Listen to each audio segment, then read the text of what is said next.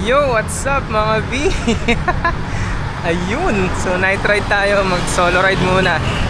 Camera test din tong gagawin natin ngayon. Kasi meron na kami bagong action cam. Bumili na kami ni CJ. Bali yung settings na gamit ko, naka 4K resolution, 30 frames per second. Tapos naka ultra wide na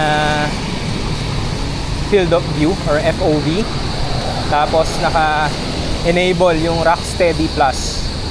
Yung Rocksteady, yun yung stabilizer or stabilization technology ni DJI.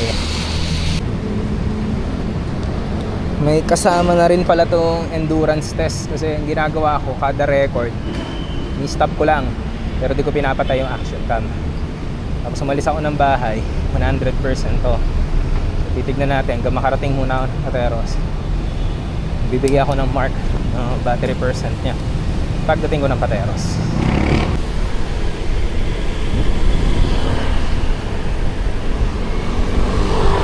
Nasa JP Rizal na pala ako.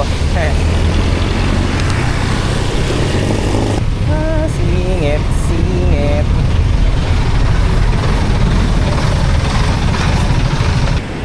Ayun, so ito naman, naka super night view na 4K pa rin yung resolution, 30 frames per second. Tapos naka standard lang siya na Rocksteady feature. Grabe, sarap mag bike vlog ulit na to. Time check 6:38 na ng gabi. At eto na, nandito na tayo sa Yuma. Kakaliwa na tayo dito.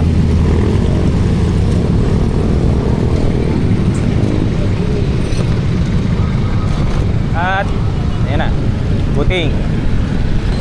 Dahil naka super night view to, so sa malamang sa ganitong environment, maliwanag na maliwanag to. Usable yung footage or yung output ng video kahit ganito kadilim. Kasi dati doon sa Supremo ko, tsaka dito sa phone ko, pag ganito kadilim na, medyo grainy na, sobra. Ayan, tinanggal ko na siya sa chesty. Ano naman, ganitong FP, field of view naman, para makita ko sarili ko kung gaano kaliwanag.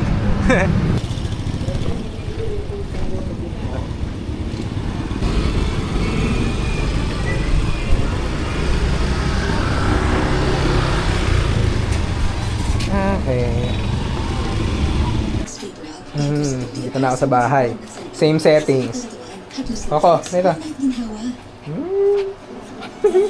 Kita mo sarili mo doon, ayun. Tingin ka doon. Anak ko. Eto. Eko.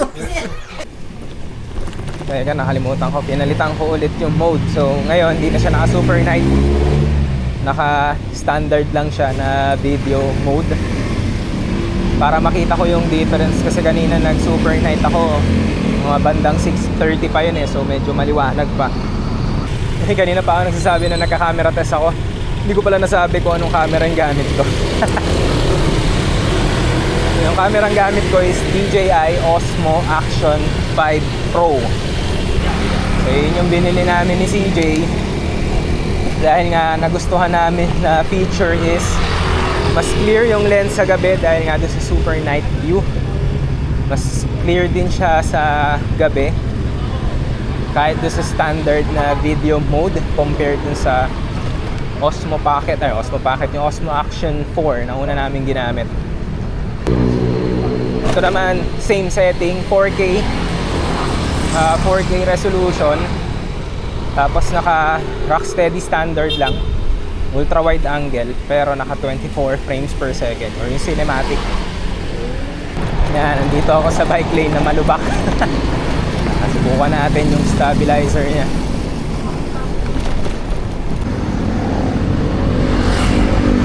Ayan, so tinawag ko muna, tinanggal ko muna siya sa chesty. Ngayon, try ko muna mag selfie shot. So same settings pa rin yan, 4K.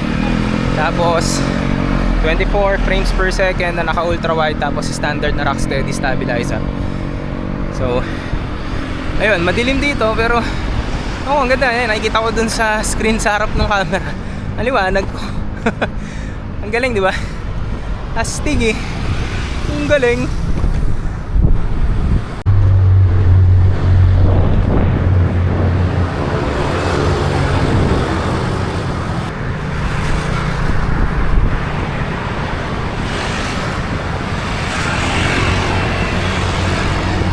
Ayan, balik chesty na ulit. Nakaka-amaze lang pagka nagsiselfie kasi ako. Yung selfie shot, kita ko yung sarili ko doon sa screen sa unahan. So, madali mong mapaframe yung sarili mo. Sobrang impressive naman na ni DJI. Siyempre sa drone pa lang. Grabe na yung mga quality ng camera na gamit nila sa drones nila. So, dahil pumasok sila sa action cam, talaga expected na papalag yung kanilang mga Osmo Action series. Yung mga drones pa lang nila, panalo na eh. At saka nung nagamit ko yung Osmo Action 4 ni Kit, yung unang gamit namin nun, kahit hindi mga bike ride, kahit mga simpleng lakad lang, footages nun, at saka nung short ride lang namin nun, goods na goods, tapos gabi pa. So imagine, Action 4 pa lang yun. So kaya naman naisipan namin na mag one model higher kami. Hindi naman kami binigo. Like ito, ang ganda ng makakuha, linaw. Meron pala siyang app na tawag DJI Mimo. Hindi maalala, basta merong app na i-download kami para ma-activate yung device. Tapos 1 gig yung size nung app mismo sa phone. Tapos nung sinubukan ko kanina, nagkalikot ako ng konti, meron siyang sariling editor. So, hindi lang siya basta-basta app na ililink mo yung camera, meron siyang built-in editor. Ayan, gamit tayo ulit ng Super Night View na naka 24 fps, naka standard na rock steady lang, tapos ultra wide pa rin. Nasa kahabaan lang tayo ng JP Rizal.